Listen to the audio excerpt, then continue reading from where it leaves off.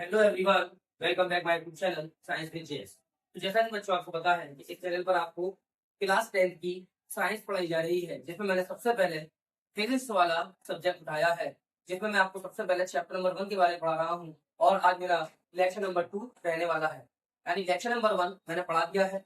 इसमें मैं लाइट और उसकी कैरेक्टरिस्टिक्स यानी प्रॉपर्टीज के बारे में पढ़ा चुका हूँ। तो आज अपना स्टार्ट करते हैं लेक्चर नंबर 2 को, जिसमें हम पढ़ने वाले हैं प्रकाश का परावर्तन, जिसको हम कहते हैं रिफ्लेक्शन ऑफ लाइट। क्या होता है रिफ्लेक्शन ऑफ लाइट? आइए हम इसको अच्छे से एक अच्छी डेफिनेशन के साथ और इसके एक अच्छे स्ट्रक्चर के साथ समझने की कोशिश करते हैं। तो जैसा कि हमारा टॉपिक लिखा है प्रकाश का परावर्तन, तो सबसे पहले अगर हम बात करें प्रकाश का परावर्तन, जैसे कि हमारी हेडिंग में लिखा है प्रकाश का परावर्तन यानी रिफ्लेक्शन ऑफ लाइट। क्या होता है रिफ्लेक्शन ऑफ लाइट? इसको हम एक आसान भाषा में समझने की कोशिश करते हैं। तो जैसा कि लिखा है प्रकाश का परावर्तन वह प्रकाश की एक घटना है जिसमें प्रकाश की किरण किसी चमकदार या पॉलिशदार सतह से टकराती है तो वह उसी माध्यम में वापस लौट आती है। इसी घटना को प्रकाश का परावर्तन कहते हैं। यानी इसका मतलब ये हुआ, जब कोई भी लाइट है, चाहे वो लेजर लाइट हो, चाहे वो टॉर्च की लाइट हो, चाहे वो आपकी सूरज वाली यानी सूर्य का प्रकाश हो, अगर ये किसी सतह से टकराता है या फिर किसी दर्पण से टकराता है और वो दर्पण पॉलिशदार होना चाहिए, उसके पीछे पॉलिश होना चाहिए, और जब उस पर सनलाइट पड़ती है तो वो सनलाइट उसी दिशा में वापस लौट आती है। यानी सीधी सी बात ये हो गई, जब प्रकाश किसी चमकदार सतह से टकराया, उस सतह पर टकराया और उस सतह से वापस बाहर लौट गया, इसी को हम प्रकाश का परावर्तन कहते हैं। जैसा कि मैंने आपके सामने एक स्ट्रक्चर बनाकर भी दिखाया है, यानी मेरे पास एक पॉलिशदार सतह है जिस पर एक आपतित किरण जो आ रही है और ये आपतन बिंदु पर टकराती है और ये वापस उसी दिशा में वापस चली जाती है, जिसको हम कहते हैं परावर्तित किरण। तो जैसा कि मैंने प्रकाश के परावर्तन के हमारे कुछ मुख्य बिंदु होते हैं, यानी अगर आपने उन मुख्य बिंदुओं के बारे में जान लिया तो आप प्रकाश का परावर्तन अच्छे से समझ सकते हो। जैसा कि हम उन मुख्य बिंदुओं के बारे में बात करें, जैसा कि मैंने लिखा है परावर्तन से जुड़े मुख्य बिंदु, यानी परावर्तन से कौन कौन से बिंदु रिलेटेड होते हैं, कौन कौन से पॉइंट रिलेटेड होते हैं। अगर हमने उन पॉइंट को समझ लिया तो हम प्रकाश के परावर्तन को अच्छे से जान सकते हैं। तो सबसे पहला बिंदु मेरा लिखा है आपतित किरण। आपतित किरण क्या होती है? आपतित किरण वो होती है जो आने वाली किरण होती है, जो हमारी प्रकाश से आ रही होती है, उस किरण को हम आपतित किरण कहते हैं। या मैं ये कह सकता हूँ आपतित किरण वह किरण होती है जो सतह से टकराती है। जैसा कि मेरा स्ट्रक्चर के अंदर दिखाया गया है, ये एक आपतित किरण है और ये एक पॉलिशदार सतह से टकरा रही है, इसी किरण को हम बोलते हैं आपतित किरण। जैसा कि मैंने लिखा है वह प्रकाश किरण जो सतह से टकराती है, यानी वह किरण जो सतह पे आकर गिरती है, उसी को हम आपतित किरण यानी इंसिडेंट रे कहते हैं। दूसरे बिंदु की बात करते हैं अगर हम, तो वो होती है हमारी परावर्तित किरण, यानी आपतित किरण और परावर्तित किरण।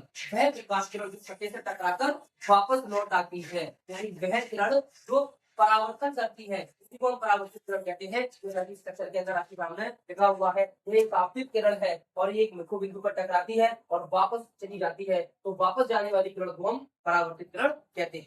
तो दो मुख्य बिंदुओं के बारे में हमने जाना, एक हमारी थी आपतित किरण आने वाली किरण, परावर्तित किरण मतलब जाने वाली किरण। तीसरे बिंदु की अगर हम बात करें आपतन बिंदु, क्या होता है आपतन बिंदु? ये वो बिंदु है जहां पर किरण टकराती है। जिस बिंदु पर किरण टकराती है, जिस पॉइंट पर किरण टकराती है, उसको हम आपतन बिंदु कहते हैं। जैसा कि यहाँ पर एक आपतित किरण आई और ये यहाँ पर इस बिंदु पर टकराई, तो इसी बिंदु को हम बोलते हैं आपतित बिंदु कहते हैं। जैसा कि आपके सामने लिखा है वह बिंदु जिस पर किरण टकराती है, ये वो बिंदु है हमारे प्लेन मिरर का जिस पर किरण टकराती है, उसी को हम आपतन बिंदु कहते हैं। तीन पॉइंट के बारे में समझ चुके हम, एक समझ चुके आपतित किरण, एक समझ चुके हम परावर्तित किरण और एक समझ चुके हम आपतन बिंदु के बारे में। अगले बिंदु के बारे में अगर हम बात करें अभिलंब, अभिलंब क्या होता है? आपतित किरण और परावर्तित किरण के बीच में एक खींची गई नॉर्मल या खींची गई एक आपकी काल्पनिक रेखा को हम अभिलंब यानी नॉर्मल कहते हैं। जैसा कि लिखा है आपतन बिंदु पर सतह के लंबवत पर खींची गई काल्पनिक रेखा, ये एक आपतन बिंदु है जहां पर किरण टकराई थी और इस बिंदु पर जो हमने इस रेखा को पूछा है, इसी रेखा को हम बोलते हैं नॉर्मल यानी अभिलंब। तो मैं समझ सकता हूँ आपको ये चार बिंदु समझ में आ गए होंगे। आइए हम एक बिंदु के बारे में और जानते हैं। जैसा कि हमारे कहा है आपतन कोण क्या होता है, इसको हम कहते हैं इंसिडेंट एंगल। आपतन कोण क्या होता है? तो याद रखना जो आपतित किरण आती है आने वाली किरण और अभिलंब के बीच बनने वाला कोण, आपतित किरण और अभिलंब के बीच बनने वाला कोण क्या कहलाता है? हमारा आपतन कोण कहलाता है। जैसे कि मैंने यहाँ पर आपको इस ब्रैकेट में मोस्ट इंपोर्टेंट पॉइंट के बारे में बता दिया है। तो ये हमारा कोण आई बराबर होता है आपतन कोण, यानी आपतित किरण और अभिलंब के बीच बनने वाला कोण कहलाता है आपतन कोण। इसी तरह से एक जब परावर्तन होता है तो अभिलंब और परावर्तित किरण के बीच बनता है आपका परावर्तन कोण। जैसा कि अगला बिंदु लिखा है परावर्तन कोण।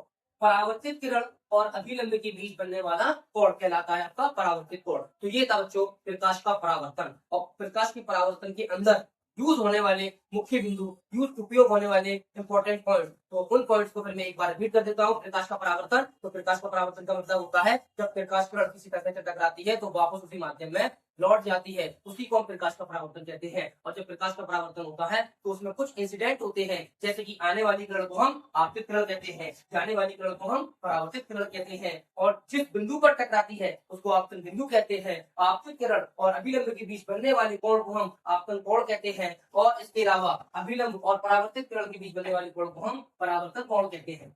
तो ये था हमारा प्रकाश का परावर्तन। मैं समझता हूँ सभी बच्चों को ये लेक्चर बहुत अच्छे से समझ में आ गया होगा।